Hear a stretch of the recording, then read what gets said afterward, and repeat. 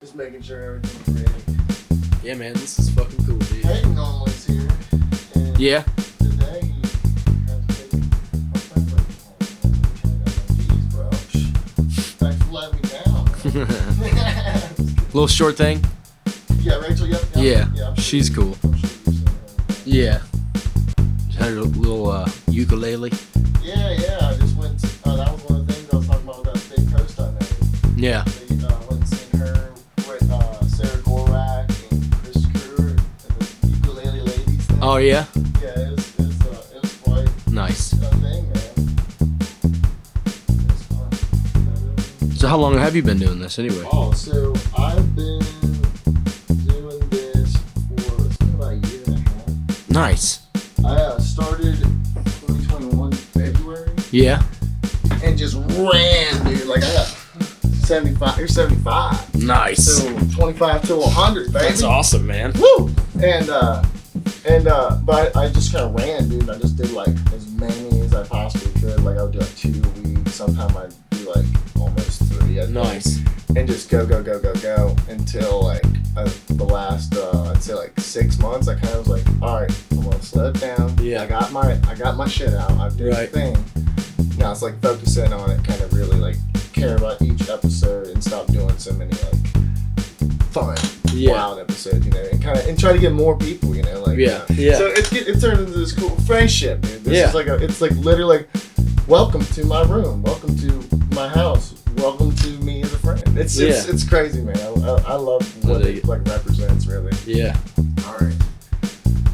Think I'm set up. I'm gonna do a little count in and then I'll rock with it, bro. Cool, man. Make sure everything's in order. That's what sucks about being by myself right here. Like, I make sure everything's good before I go into it. All right. Let's rock it. And a 3, 2. You talking to me? I'm talking to you. And this is Talking to You. And I'm joined by the Joey Vasselet. How you doing, brother? I'm doing fantastic. Dude, thank you for coming out. Seriously, man. It's been cool. We got to hang out a little bit before, which I don't normally get to do as much. Normally people, you know, you do have something to do. Right, You have a show later, which you've been fucking busy this last year, man. For sure, yeah. It's cool to see, man. We were just talking about it, you know. It's we had some really cool conversations just now, and I just want to touch a little bit on them. So Josh is here, and you guys are just kind of hitting on old times and stuff, and how like we were talking about how this scene is just so weird. Especially like this east side, like we've been around each other for like the last probably 5 years, multiple times at minimum, yeah. But we never like connected and like met and like formally introduced ourselves to know each other, and it's this cool thing of how we kind of finally did, and like last year at the Rock the Vineyard, it was the first one I did for the podcast. I didn't put that out, but I put this year's out, and you were on that one too. So it's cool to see, man. So. I appreciate you and like meeting you. It's been really cool to get to know you. Yeah, just likewise, in this last man. few like years. Sure. And then, but so first things first, you have been in a kick-ass rock band for. When did that band start? Left the Media. By the way. It's almost pushing 10 years, like wow, I mean, total. Okay. So yeah. Because it was what 2015 when you guys dropped your first record, right? 14. We formed in 2013. Okay. And then, so like 2023 would be 10 years. Obviously, you know, we split up for a little bit, but Yeah. That wasn't because anybody hated anybody. It was the Covidian apocalypse. Yeah, had a lot to do with it. That's the fun thing about it is so. You said you guys did break up for a moment. Yeah. But now, and you've announced it already, but you guys are reuniting. Right. And it feels so good. Absolutely. and you guys are going to be coming back. So, like, when are you plan on doing the comeback show? Like, our first show out of the gate is going to be opening for Striper at Bogart's on September 12th. That's coming out swinging, I see. Yeah. We lucked out. That's awesome, man. That's and I'm grateful for you. That's really cool because like so I met you like formally, like I was talking about when you when the band wasn't together. And which, dude, you're a fantastic musician. Your voice is one of my favorite voices among the local scene. Thank you. It's incredible, man. It really is awesome. I love your rendition of Rocket Man. Yeah. Dude, that shit kicks, man. I Thanks. really enjoy hearing that. And the way you do it, because it reminds me kind of like, and when you do stuff like that, at Chris Cornell-ish, to a degree, you know, you have the really soft but grindy vocals, you know what I mean? And, but Lift the Media, man, is, listening to Moment in Time, which I was at that release show by chance. Right. We didn't know each other then, but we was there. I was in a picture actually Scott Dunn and I was in the background. I didn't even know until yesterday. Right. I was like, what the fuck? That's crazy. And then you come on today. It's the world works in magical ways, man. Indeed. But that your music and that, dude, I kind of heard it and I was like, dude, this shit sounds like, you know, like I refer to like Kill Switch Engage, Bullet for My Valentine, Trivium, but like without like the screaming as much. Yeah. The core of the melodies, like the cool, like, man, like that kind of music. I grew up on that kind of music, I enjoy the shit out of it. I love it too. Yeah, I listen to everything really. I'm really fond of the metal with melody, like Kill Switch. I'm a big fan. So, that kind of stuff. Which Kill Switch do you like better? Do you like the Jesse version or do you like Howard? See, I like them both. Yeah. I like them both. You know, I really do. I think they're both, in their own right, wonderful singers, great singers. Oh, yeah, for sure. And they're really different, like, at the end of the day. You know, because, like, Howard's got this different... and their presence, too, like, how they carry themselves on stage is completely different. But the band's still great either way, like... I love their old stuff, of course, you know, because it's just like it's just so raw.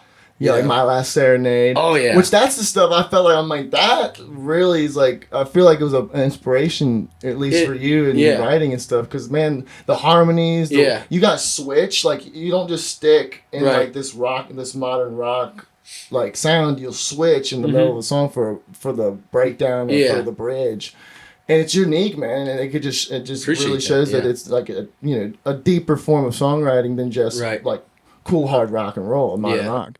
What kind of got you really? I know that you and Josh talking about like you guys being around each other for so long. So what kind of got you into the music scene and like getting involved in like getting that band and playing out? I know he said something about you being involved with Rootbound. Yeah, which for sure. Know. For several years, I sung for Rootbound and. That was a fantastic time. I learned a lot. Like, I remember they asked me like, "Hey, can you sing Led Zeppelin?" I was like, "Yeah, sure, no problem." You know, and I ended up being able to do it, but like I still was pushing myself like a little bit more than I probably should have. I could totally be Robert playing, but like it was a good thing because it's like you do have to push yourself to push your limits, find your limits, and you got to find where your ceiling. I found where my ceiling is. That's for damn sure.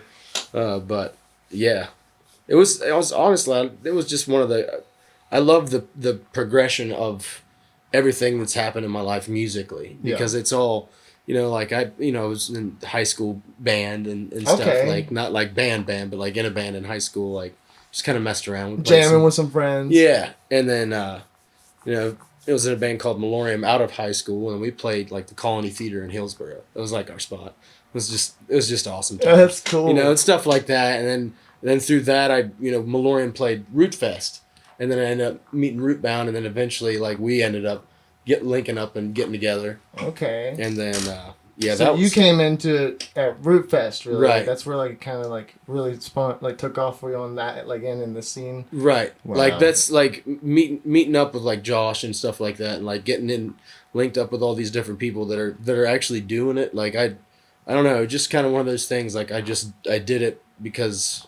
I just lucked out, I guess. I met the right people that got me going. I'm still learning. I don't know shit really. That's at the end of the day. Ass, man. I relate to that very much so too, because like a story I tried. I was like, don't now. I want to save the gold for the episode. Yeah. Rootfest 9 was my introduction into the music scene around here. So, dude, nice. I played music since I was I played music since I was 11. I played guitar and shit, and I never really got a band. I was looking at that point to try to get a band together and meet some people, just to be involved in the music scene, kind of stuff like that. So, my buddy Owen took me to Rootfest, and I hung out there for the night. I seen your band perform, and that was technically the first time I ever seen you perform.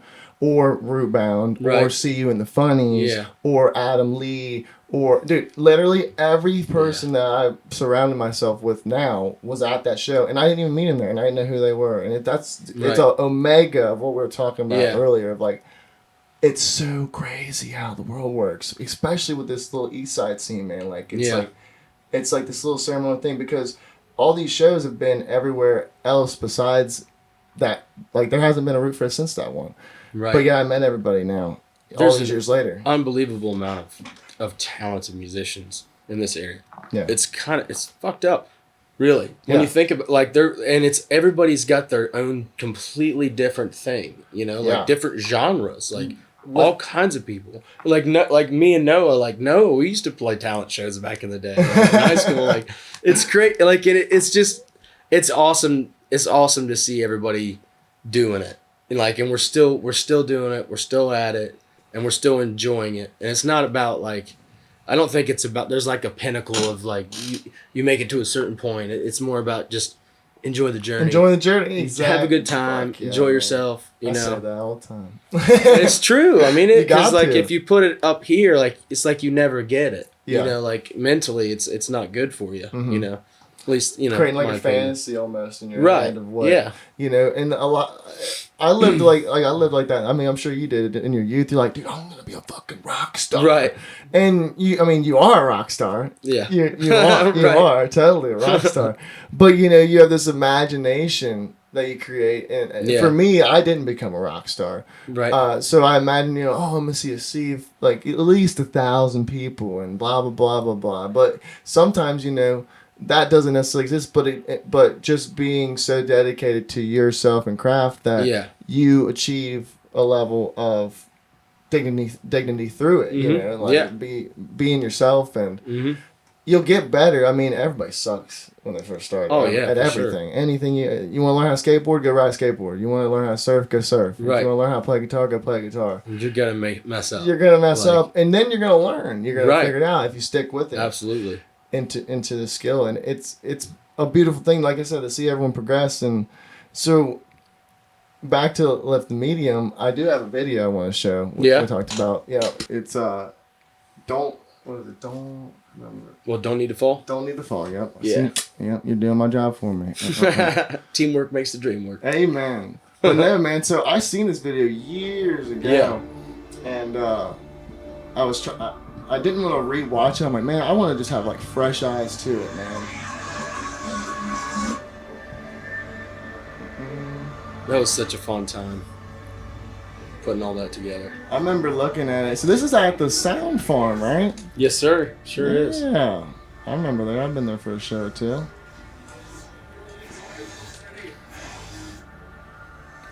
Got the reverse going on in the background. That's so cool. This is a very well done video. Yeah, we had like the fans help us bring it all to life, Man, I was involved with the recent music video where there was a lot of people involved, and having more people involved really gets it going, man. It's like a synergy thing. Like it brings it like an energy to it. Like it's really cool. Both there and on camera. Yeah. Joe doesn't play that guitar anymore. It's an awesome guitar.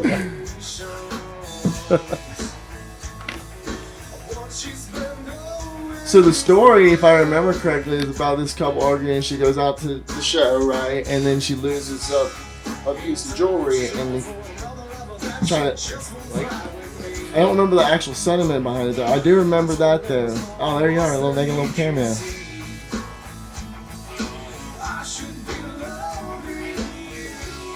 Okay. This is slowly coming back.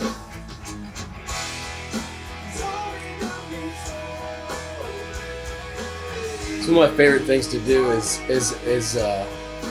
studio. Video is different. It's a different avenue. Oh yeah, man. It's when you tell a story and then have like a super kick-ass live performance. And the lighting is almost like perfect with each other. You have this collaboration of these two voids of what music is, which is storytelling and performance. And it's awesome. If you do it perfect, dude, I was listening to a song earlier on your record, getting the goosebumps, man. You know, it's like one of those moments happens. Like, whoa, okay, nice. I feel that, you know. Effective. Exactly. You know, you're doing what you have to do. So who was it you said that did this video again? A guy named Bone. Okay. Man, that's kick-ass. I love you always kind of have a cool kick-ass mic stand. Yeah, actually, it's a funny story. I used to roof, and my boss gave me a shower, like an outdoor shower, and then I was like, I want to make this into a mic stand, you know? And so my dad's like, well, you know, I could do that. It worked, you know? And like, so he took it, like, and he bent it, and he put the base on the sucker, and then I had it powder coated. And painted green? And painted green, yeah. That's sick. Oh, hey. It's super strong. I know that Thunderbird. Yes, sir.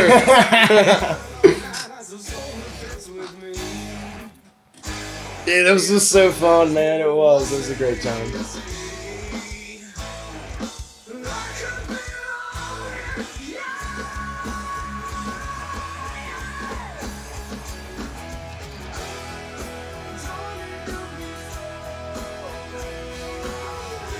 Such a cool barn too. Yeah. Oh yeah. It's so big and like it's got that like ovally feeling, you know, that makes it feel bigger. Yeah. Like having that rounded out ceiling. It's a perfect spot for a show. It's been a while since I've been out there, man. I think the last time I was out there, I'm pretty sure it was a show that you guys were doing. Yeah. With the funnies. And you do that again. Oh yeah.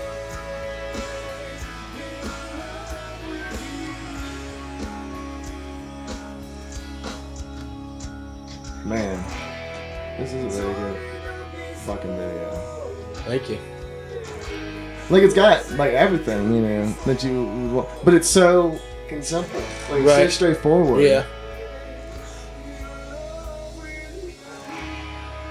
Yeah, you guys did a really good job. You guys did a really good job. Like, you got some acting chops. It looks like. I guess so. Yeah. Yeah, that's what it looks like to me. Made you think I did. Doing films and stuff, man. You know, I mean, listen, I wouldn't call myself like a very good actor per se. Right.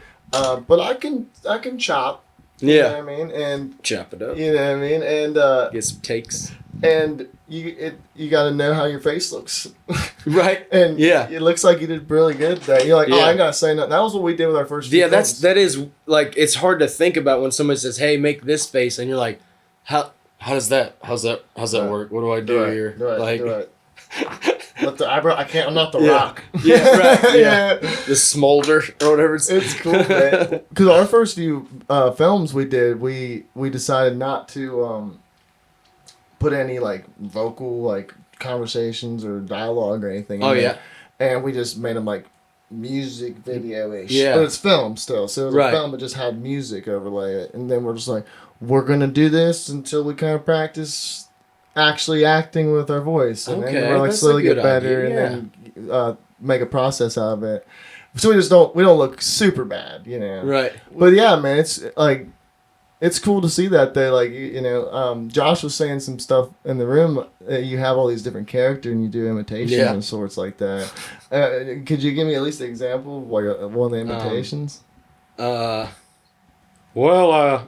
I like to kind of give a talk like Hank Hill sometimes. That's actually really good. Wow, that's really good, dude. Done lots of prank phone calls when I was a kid. That's awesome. My cousin Ricky's really good. He can do a Kermit really good. Oh no. I can do Elmo. Yeah.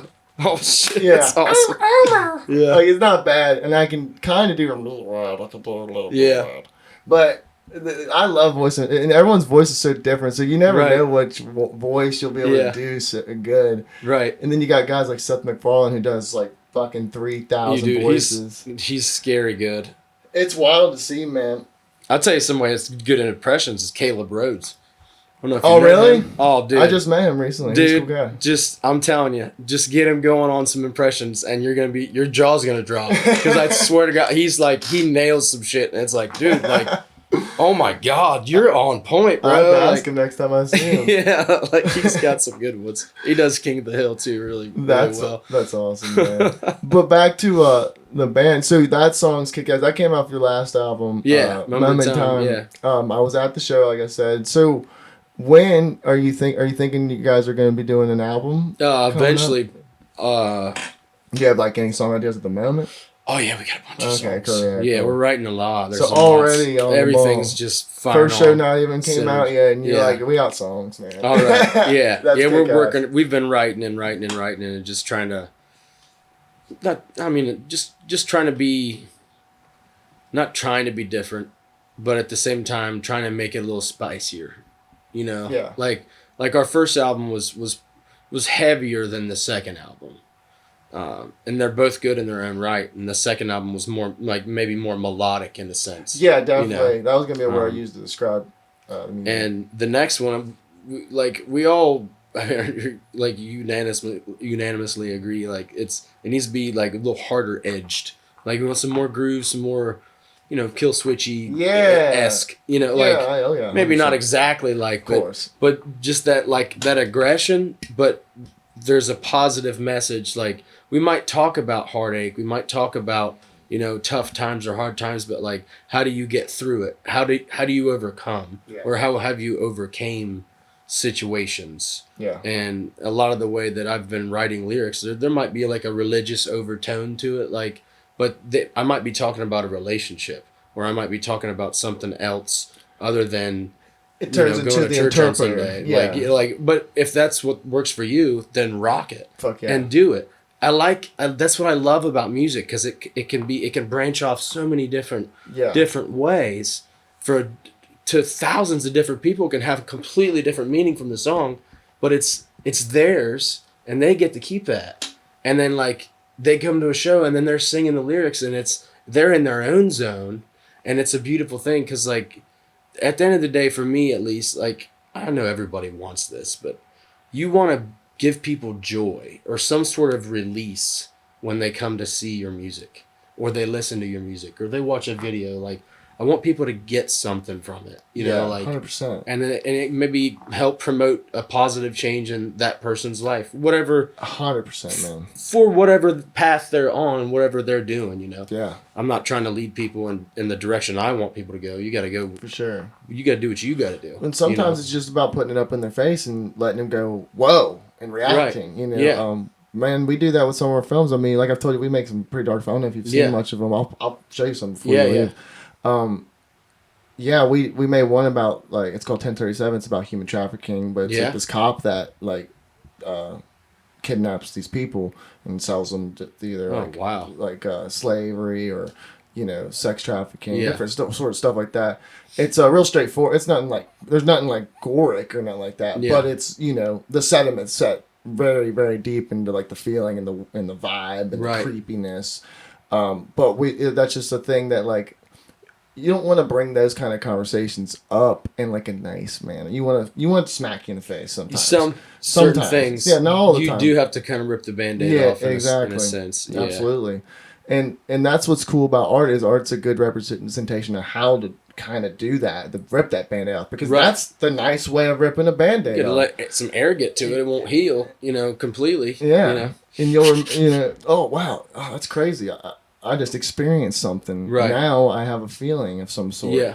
So I'm going to react on that feeling. And that's literally what art should do. And that's, I agree with you on that 100%, man. Yeah. That's a really cool take on how to think about what you're doing with your art, like music, videos, anything, like you said. That's a unique take on it, and that's compelling too, man. Like that's the way to be.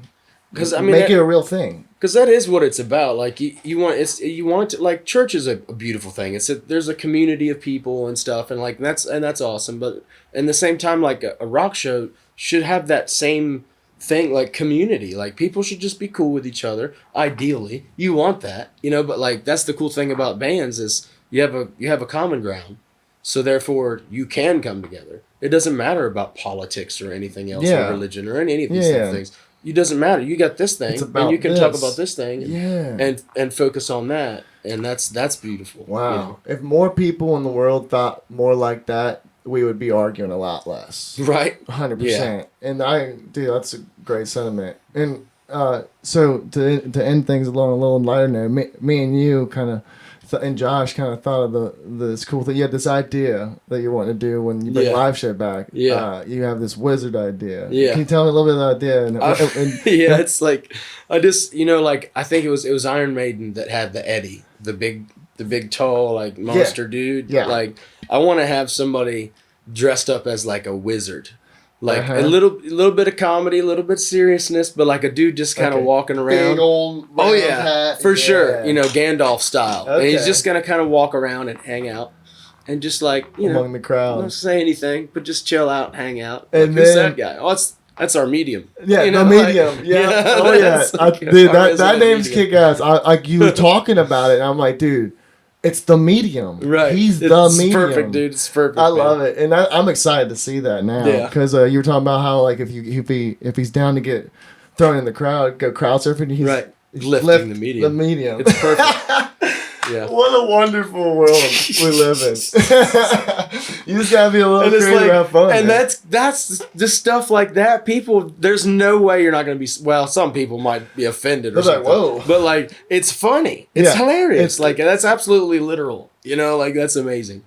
It's just and it starts like Iron Maiden, dude. I mean, like you could look like they're a good example of it. Like that dude learned how to fly a freaking plane. So he could fly his own plane, his own tour plane in, and land it, and then utilize. Dude, I watched. They had a figurine of that fucking plane on their last tour. Yeah, and it's floating in the stage. I'm like, this is awesome, and that's have fun. It's theater, man. It's a giant, beautiful thing that has multiple layered parts. Think about them all, and have fun. And you're doing that, man. And I'm excited I'm excited for it, man. I'm gonna be at that reunion show, 100%, nice. and I'm gonna be enjoying the hell out of it. Absolutely. I'm excited to just be playing Bogarts again. Oh yeah, fuck yeah, man. I mean, that's a great place. Like I said, great place to come in swinging, right? Yeah, absolutely. That's awesome. But Joey, brother, thank you so much. It's been a great time, man. I appreciate you. Until next time. Yeah, come back out, man. Anytime. Hell yeah, absolutely. Anytime. Thank you again, bro. Seriously. For sure.